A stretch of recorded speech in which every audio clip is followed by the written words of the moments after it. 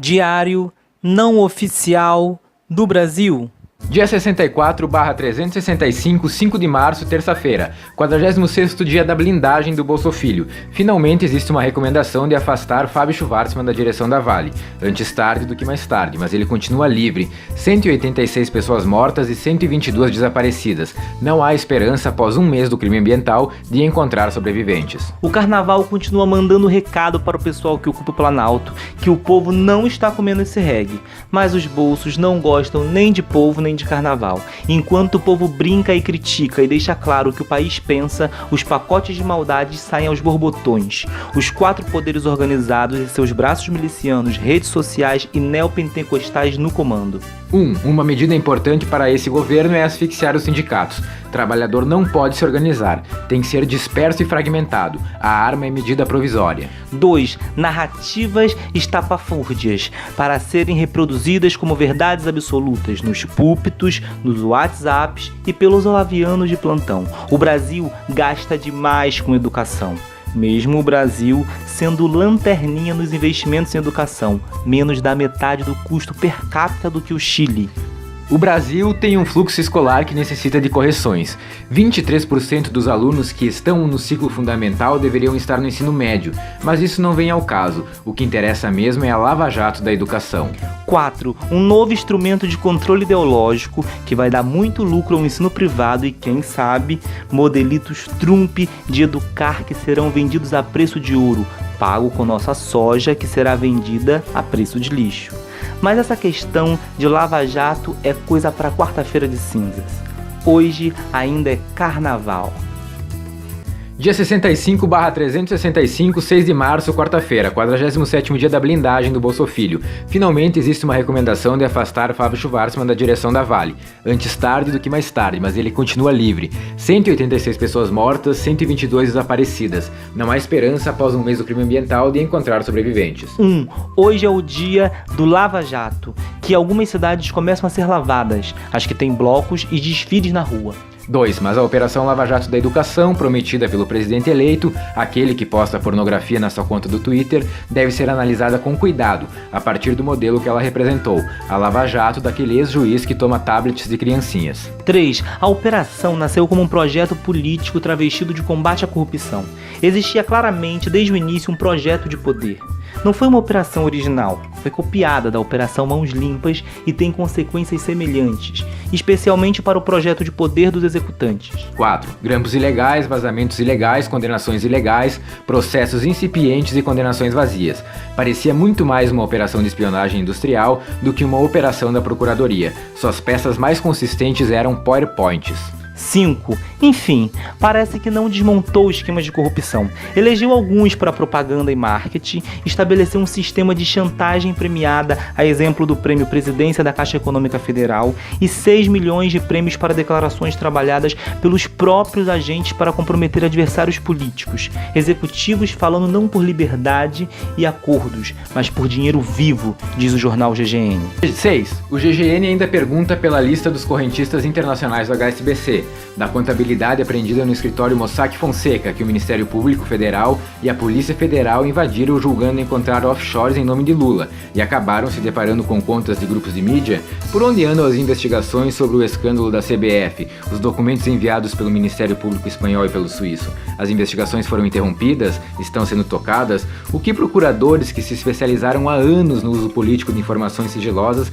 estão fazendo com esses arquivos? 7. Ainda segundo o jornal, surge uma fundação para o controle de 2,5 bilhões recuperados da Petrobras. Agora imagina toda essa operação aplicada às universidades públicas, tudo na base do PowerPoint. A educação privada no comando. Observação. E esse caso de improbidade administrativa do presidente eleito soltando vídeo pornô na rede? Isso não é crime, não? 66/365, 7 de março, quinta-feira, 48º dia da blindagem do Bolso Filho. Finalmente existe uma recomendação de afastar Fábio Schvartsman da direção da Vale.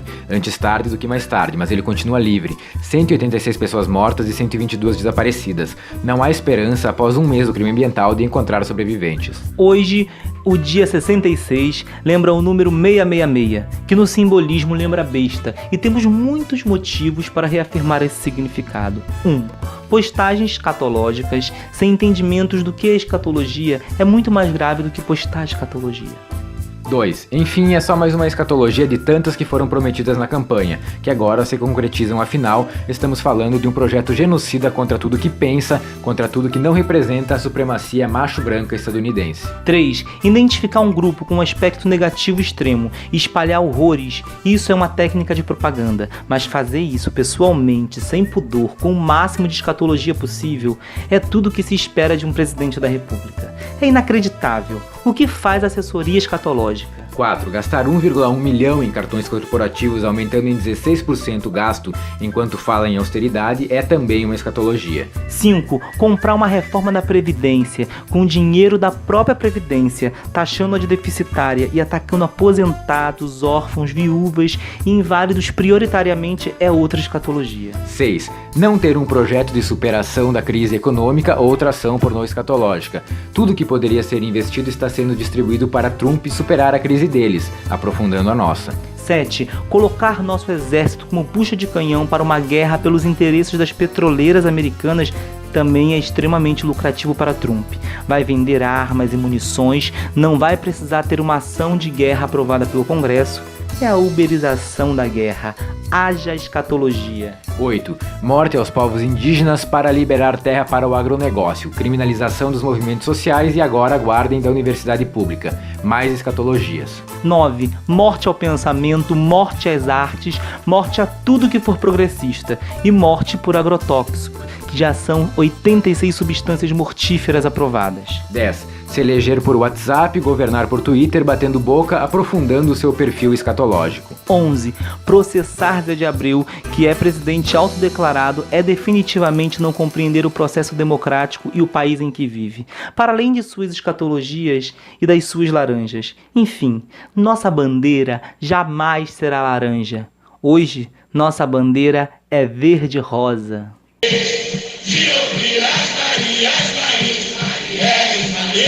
Dia 67, 365, 8 de março, sexta-feira. Hoje é mais um dia de luta insana contra o patriarcado. O presidente do Brasil é aquele cara que foi processado por apologia à violência e ao estupro. É aquele cara que desqualifica a luta das mulheres. O patriarcado quer transformar o Dia Internacional da Mulher no novo Dia das Mães. Aquele do avental todo sujo de ovo. Distribuir brindes, dar lucro às floriculturas, os motéis fazem promoções, as clínicas ginecológicas distribuem espelhinhos e maquiagem, enfim, desqualificam. Tudo para negar todas as conquistas das mulheres até aqui. Tem também os homens feministas, que tentam pautar a luta das mulheres, nos dando uma linha de que a luta contra o capitalismo é prioritária, que a gente pode ficar brincando de se organizar e lutar, mas o nosso movimento sempre é sem direção, falta afirmar o caráter de classe, ou ainda que não é o momento para fragmentação. É inacreditável que no ano do centenário da morte de Rosa Luxemburgo ainda temos o mesmo mimimi do grupo identitário homem branco hétero cis, que coloca sua tarja de grupo identitário nas mulheres. O discurso do caráter de classe lembra o discurso medieval da Igreja Católica. Como a merda em vida para alcançar o céu, abandone a luta feminista que quando o capitalismo acabar seremos todos iguais. Inspirada no carnaval, eu diria, ai ai ai é o carai. Sem uma revolução feminista, não há queda do capitalismo, caro esquerdomacho. Nós estamos na base da acumulação primitiva do capital. Nós somos a primeira mercadoria. Nós somos a revolução. Vamos discutir relações sociais e disputas de projetos. Exploração, dominação e opressão. Isso entendemos. Gênero, raça, classe, também entendemos. É das mais diversas formas de silenciamento. Inclusive nos acusar de estar silenciando-os é feita a nossa história. Nós somos movimento, nós somos parte de uma dinâmica social complexa. Não nos aprisionem nas suas caixinhas, nos reduzindo a mediocridades de suas táticas de manutenção de seu poder.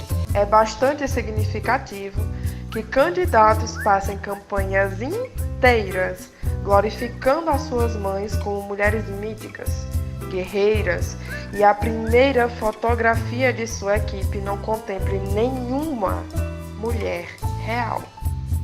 Porque o entendimento de representatividade, no fundo, é a crença de quem tem que se fazer isso para distrair as meninas, para elas pararem de fazer barulho e deixarem eles brincarem do exercício do poder sozinhos.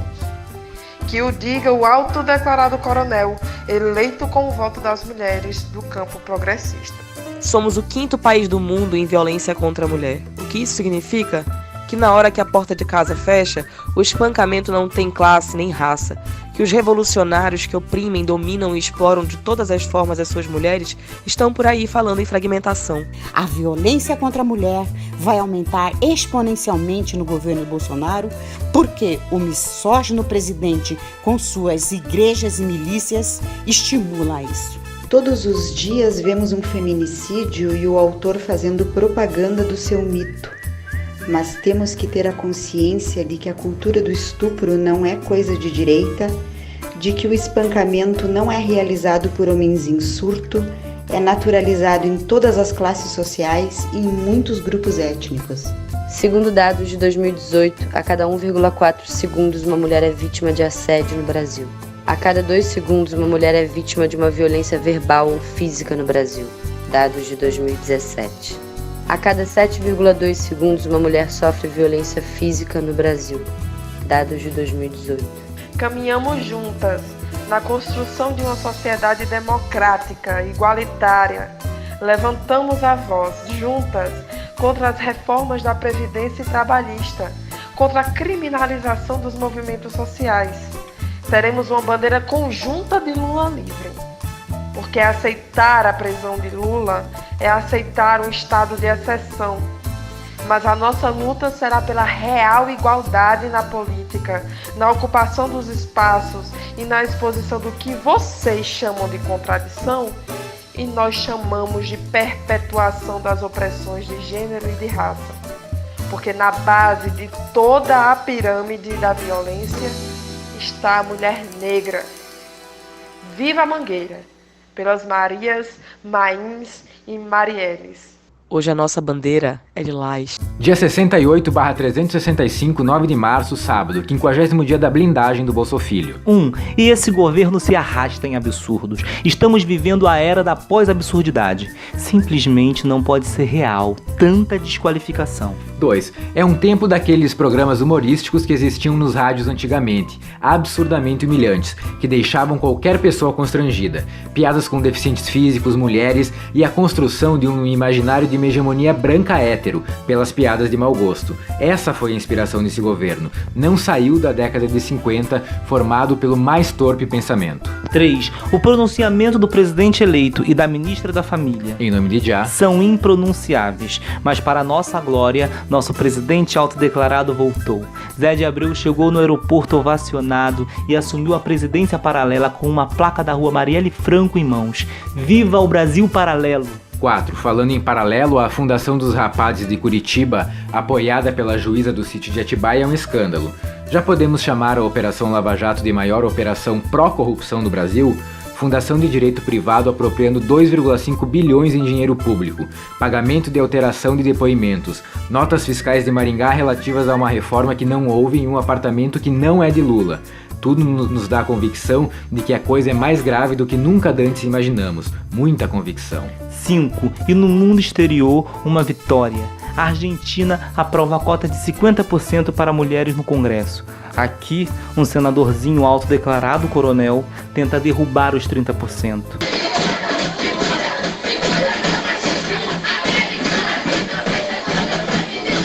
Dia 69/365, 10 de março, domingo. 51º dia de blindagem do Bolsofilho, que falta ao seu trabalho de parlamentar para passear em Cancún e se hospedar com diária de R$1.000. Muita dificuldade em conseguir a atualização dos dados de Brumadinho. Fábio Schwartzman continua impune.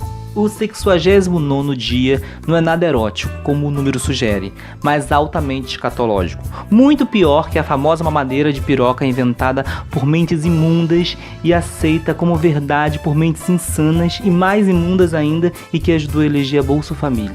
1. A revista Época faz uma reportagem sobre o presidente eleito. Vai à sua cidade natal para descobrir que desde a infância ele era violento e discriminatório com mulheres. Uma ex-colega de infância fala das perseguições e xingamentos, mas ele também apanhava. 2. O racismo também já era claro.